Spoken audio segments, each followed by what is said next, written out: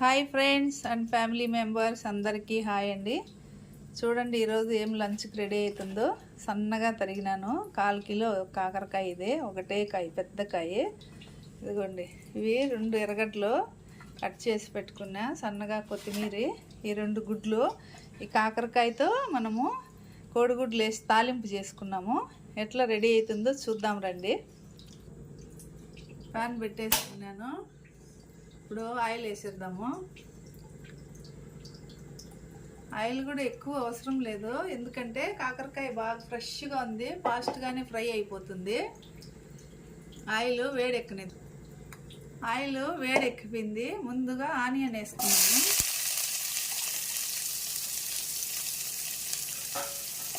Onion ఒక 2 minutes fry అవనిద్దాము. ఇవేమి golden colour వచ్చేంత వరకు ఫ్రై అవనవసరం లేదు.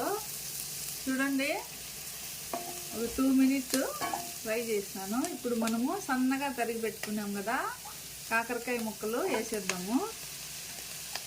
ఇవన్నీ మిక్స్ చేసేసి కొద్దిగా సాల్ట్ వేసి మీడియం ఫ్లేమ్లో ఫ్రై అవనిద్దాము. చూడండి, కొద్దిగా వేస్తున్నాను. ఆ తర్వాత మనం రుచికి తగ్గట్టు వేసుకోవచ్చు. సాల్ట్ ఎక్కువైతే అస్సలు తినలేము, తక్కువైనా తినచ్చు. ఇప్పుడంతా మిక్స్ చేసేసి సాల్ట్ వేస్తే ఫాస్ట్గా ఫ్రై అవుతాయి. మూత పెట్టేద్దాము. కాకరకాయలు మెత్తబడేంత వరకు. చూడండి, అప్పుడే ఎంత ఫాస్ట్గా ఫ్రై అయిపోయిందో. ఇప్పుడు ఒక టీ స్పూను పసుపు వేసుకున్నాము. అట్లే సన్నగా తరిగిన కొత్తిమీర వేసేద్దాము. ఇదంతా కలిపేసి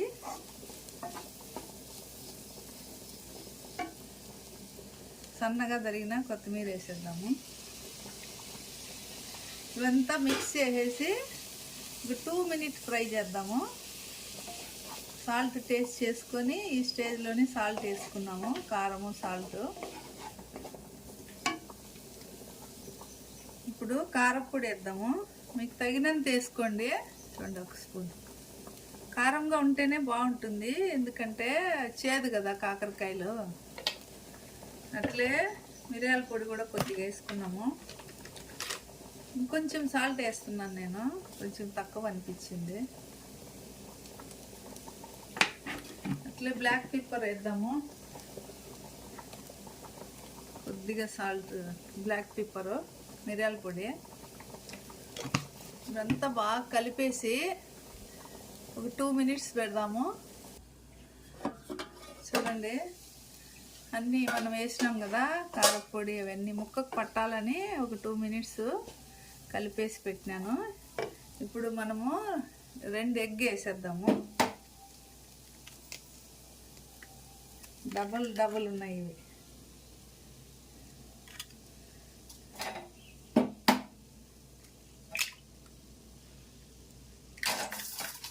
ఇప్పుడు బాగా మిక్స్ చేసేద్దాము. ఫ్లేమ్ హైలో పెట్టుకున్నాము కొంచెంసేపు. కోడిగుడ్డు తాలింపు లాగానే ఉంటుంది, చేదు అనిపించదు. ఇట్లయితే పిల్లలు కూడా తింటారు, అందుకని ఈ ఐడియా.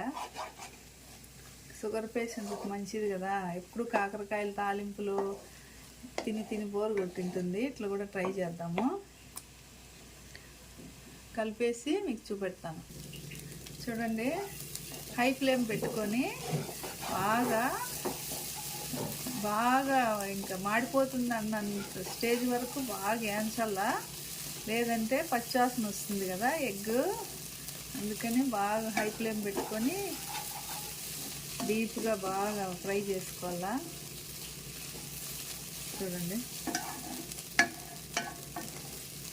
అంతేనండి. చాలా సింపుల్గా కాకరకాయ కోడిగుడ్డు తాలింపు రెడీ అయింది. చూడండి, ఎగ్ ఫ్రై రెడీ అయిపోయింది. స్టవ్ ఆపేసినాను.